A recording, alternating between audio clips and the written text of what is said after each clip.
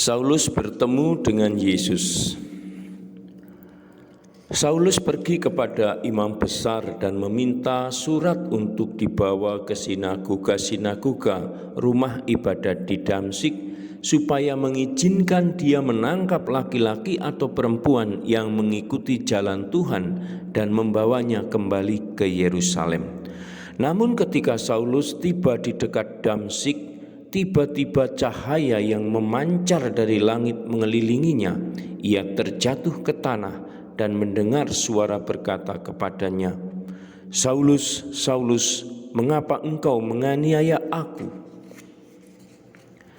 "Siapakah engkau, Tuan?" tanya Saul. Dan suara itu menjawab, "Akulah Yesus. Engkau telah menganiaya aku. Sekarang bangunlah dan pergilah ke Damsyik. Di sana engkau akan diberitahu tentang apa yang harus engkau lakukan." Orang-orang yang berjalan bersama Saulus berdiri dengan diam. Mereka mendengar suara tetapi tidak melihat seorang pun. Saulus bangkit dari tanah, matanya terluka, tetapi ia tidak dapat melihat. Maka mereka harus menuntun dia memasuki Damsyik.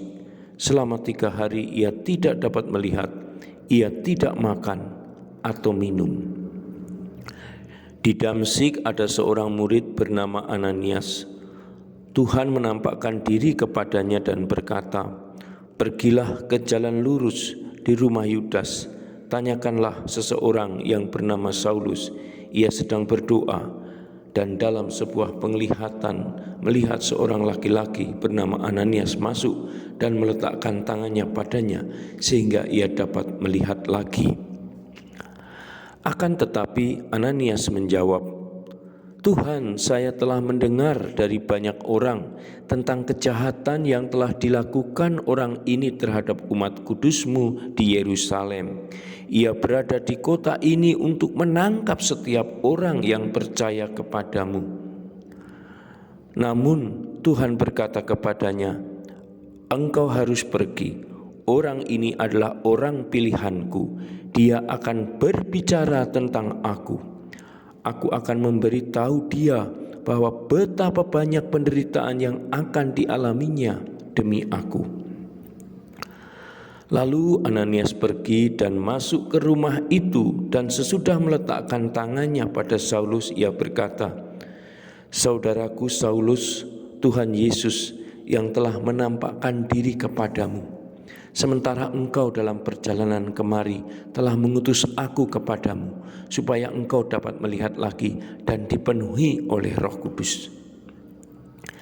Dengan segera, sesudah seperti sisik jatuh dari mata Saulus dan ia dapat melihat lagi, ia bangun dan dibaptis.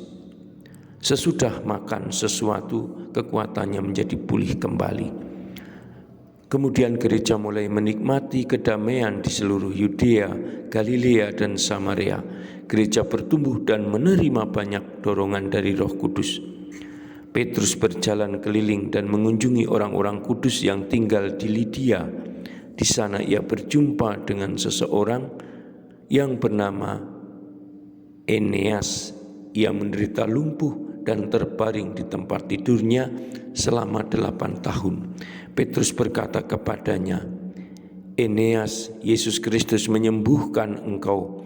Bangunlah dan rapikan tempat tidurmu." Ia segera bangkit. Orang-orang di Lidia dan Saron mengenal orang ini dan mereka berbalik kepada Tuhan. Saudara dan sahabatku, demikian Heffernan mengisahkan kembali kisah 9 dari Kisah Para Rasul. Semoga perjumpaan Saulus dengan Yesus juga kita alami dalam kehidupan sehari-hari, dan Roh Kudus mentransformasi hidup kita di dalam mencintai Allah, juga mencintai sesama. Kita dikobarkan hati dan pikiran kita, dan akhirnya kita boleh menjadi pengikut Kristus yang setia. Salam Tuhan mencintai kita semua dengan hati yang berkobar.